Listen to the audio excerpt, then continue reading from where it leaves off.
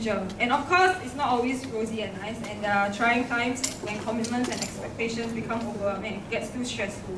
But actually during these times is where I get to see like stressed Amos. Yeah. But these situations are actually really rare.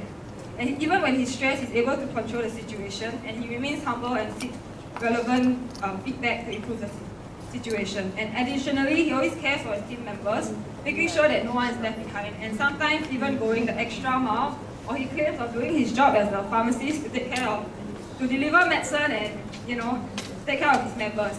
And I believe such openness, humility, and concern for his members will only mean the same for the residents in Hall. And beyond all his capabilities, I think what truly grounds him is his passion and dedication to Hall. It has always been a choice.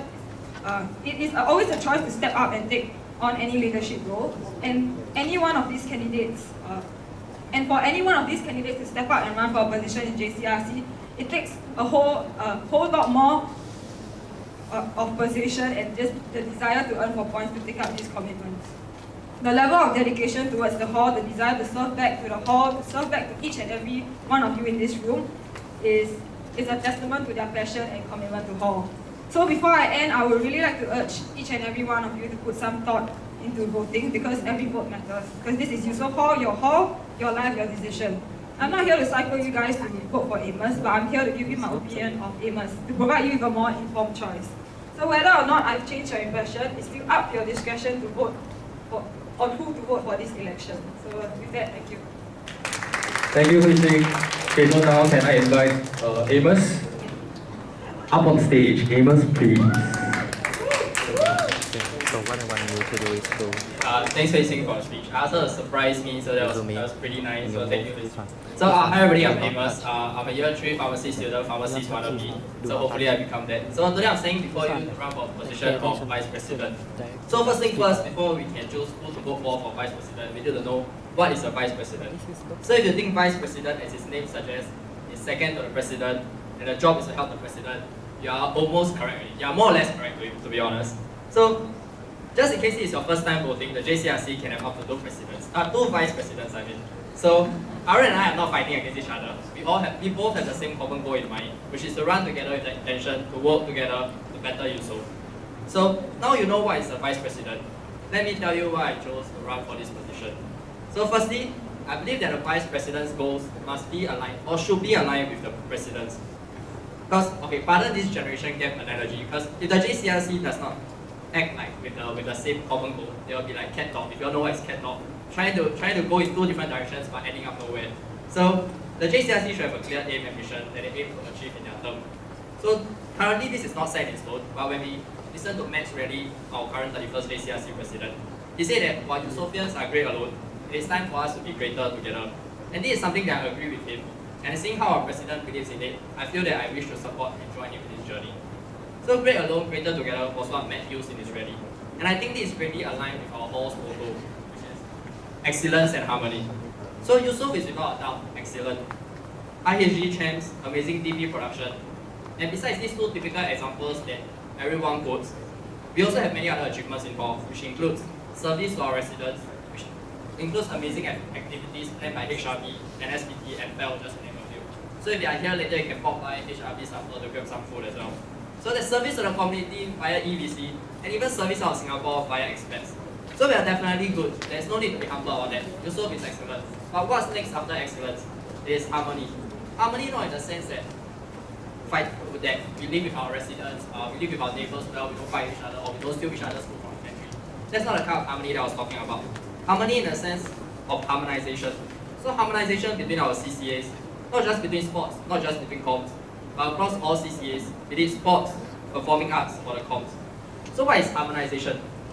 Harmonization, simply put, is to collaborate with each other. To collaborate with each other to make life easier and better for everyone. So let me just quote you some examples, but on a smaller scale. So for example, when softball chokes the field for frisbee after their training, that's a form of collaboration. When band helps to put out performances for SPT or for HRB during their events, that's a form of collaboration. So you might think those form of collaborations are lame or it's like small, but imagine when we don't have those kind of collaboration. Frisbee might not have a place to train. SPT's event like Fiesta might turn out to be just lame. So This is just small scale collaboration. As a JCRC, I hope that if we encourage more forms of collaboration, events might just turn out bigger and better. Our CCAs are definitely good individually,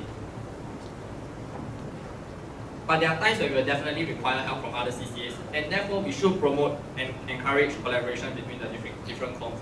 I might not have any concrete examples to show you at this moment, but my vision for Yusof in 2018-19 will be to see different CCAs working together, to ease each other's workload by bringing in their own expertise. It's no longer the time to think of my comp versus your comp, my comp being better than your comp, or your sport being more important than my sport. But instead, we should start thinking to be better together. So the next one is, don't get me wrong when I say a vice pres role should be aligned with the press. That doesn't mean that the vice pres has to agree with everything that the press says. If that's the case, that is called a lucky, or to put it more crudely, a dog. And I didn't sign up for that.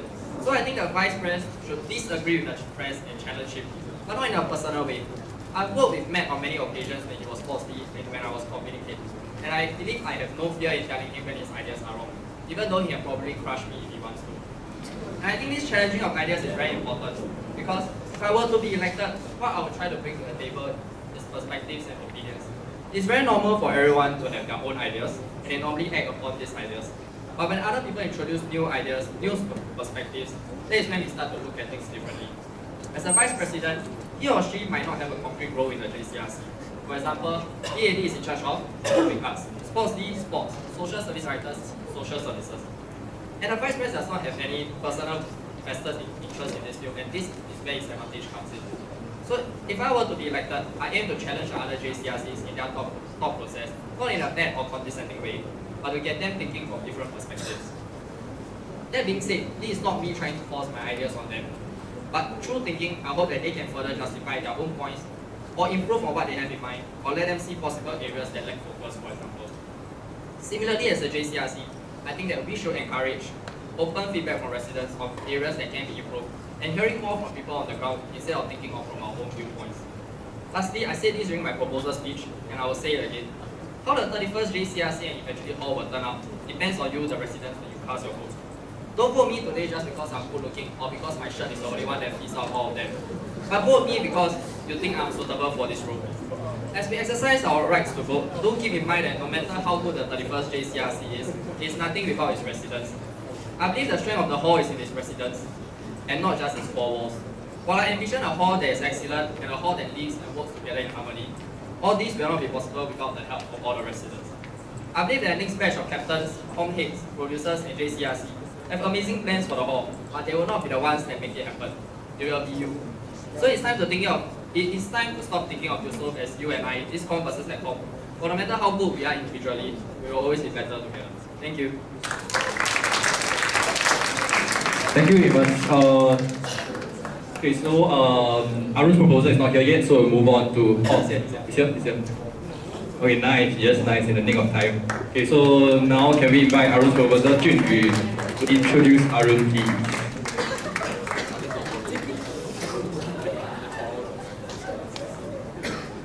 Hey, hi guys. Let me catch a breather.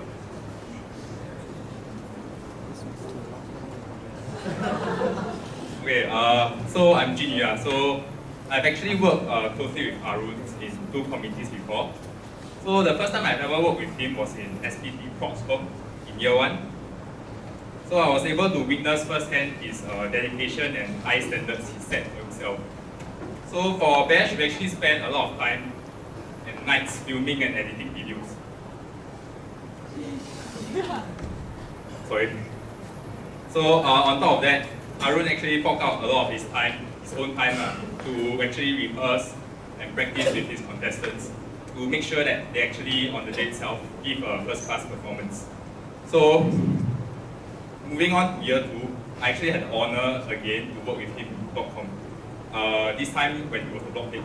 So, this was when I really saw his passion and enthusiasm in trying to bring people together, make C-Block a better place.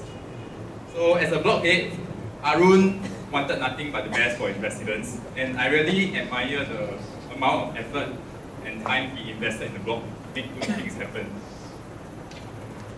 Just to give a few examples, he actually started the initiative of a pantry party to weekly clear the fridge and to keep it organized. Another thing is the Tasty Tuesday, which was a weekly supper event, whereby people can come down and have fun and eat together. So these two initiatives may seem like nothing to some of you, but it actually tells a lot about Arun. So how he's not just doing his duty as a blockhead just for the sake of doing it, but he's doing it because he genuinely cares for the people around him. And above all, I have really enjoyed myself working with him, and I've never regretted joining Blockcom. So beside committee, I was also in the soccer team with Arun. And for those of you who didn't know, he actually tore his ACL in the first year, but he did not give up on the sport, and he continued to work hard to get back on track. So there were times during trainings where I would see Arun struggling with a sore in his knee, but I would never see him throw in the towel just to get a minute of rest. And for that, I really admire and applaud his determination and attitude. So from year one until now, I've really seen a stark improvement and evolution in Arun from being a member in SPT and until he take up leadership position as a block head and SMC head and excelling in them. And I believe that Arun will be able to shine as a VP of Yusof because he not only has the passion in him, the dedication to do well, and the leadership to bring the hall to greater heights. Most importantly, he has got a genuine heart in him. And before I go, I'll end my speech with a quote.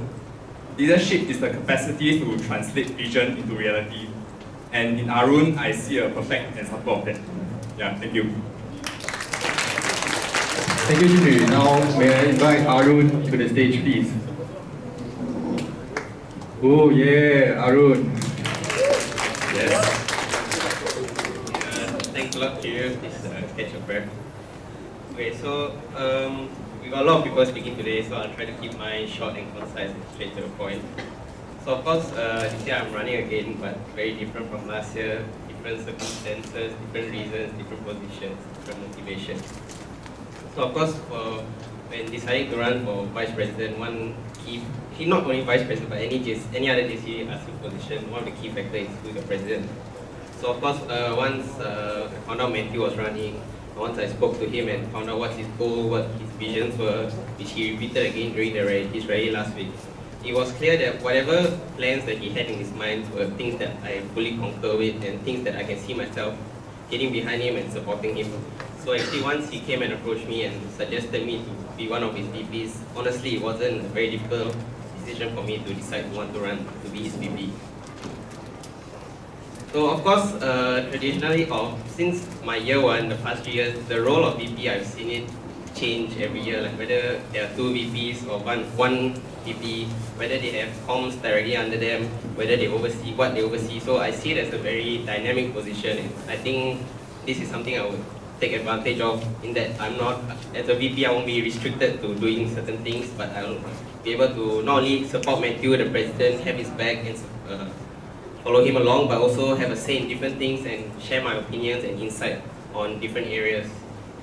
And for me personally, one thing that I feel strongly is for the committees and the com heads especially. I feel like committee heads really need to be commended for all that they do, for taking the step up to take the leadership position, because what's their incentive? Maybe only an extra few 4 points. Besides that, they're actually stepping up to lead different committees out of their own will.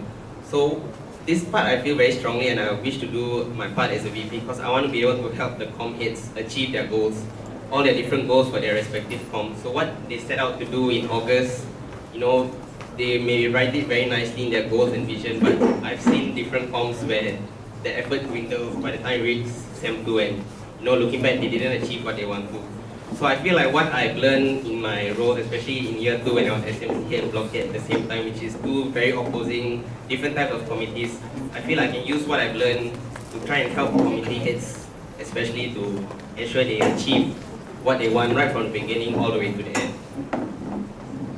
But then another thing that I wish to do, if given the role of VP, is to actually help improve the branding of Yusof outside of Yusof Hall and throughout NUS.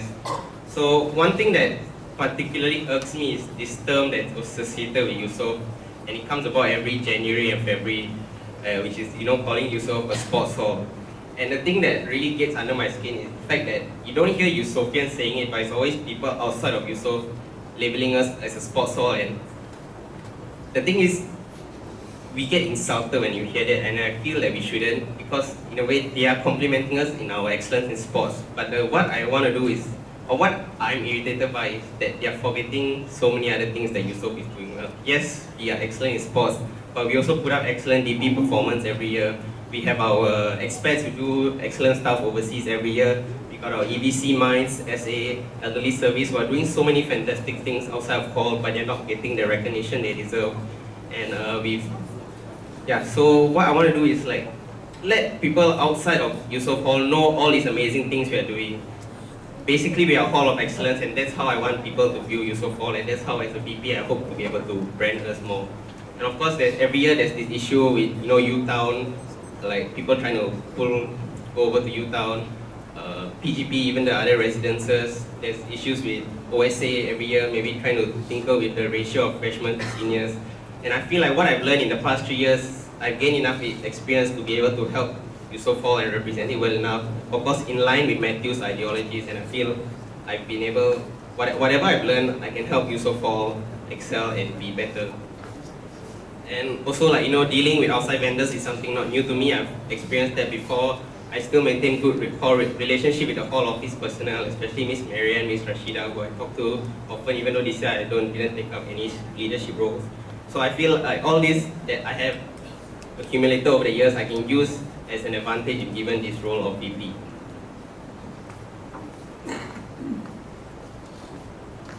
Okay, then finally, as mentioned above, for your vice president, especially since you're going to be the supporting backbone of your president, you need to have a good relationship with him. And thankfully, I already have an already established good relationship with Matthew, personally and a working relationship. So 3 years ago, which seems very long ago, we were actually in the same exposure OG. So since my very first day in Yusof, I've known Matthew. Also, I've worked with him, I've worked under him. When I was SMC head, he was the touch truck captain, so I've seen the way he carried out his touch truck team. This year when he was the sports D, I was a DM, I was also just an SMC member, and I've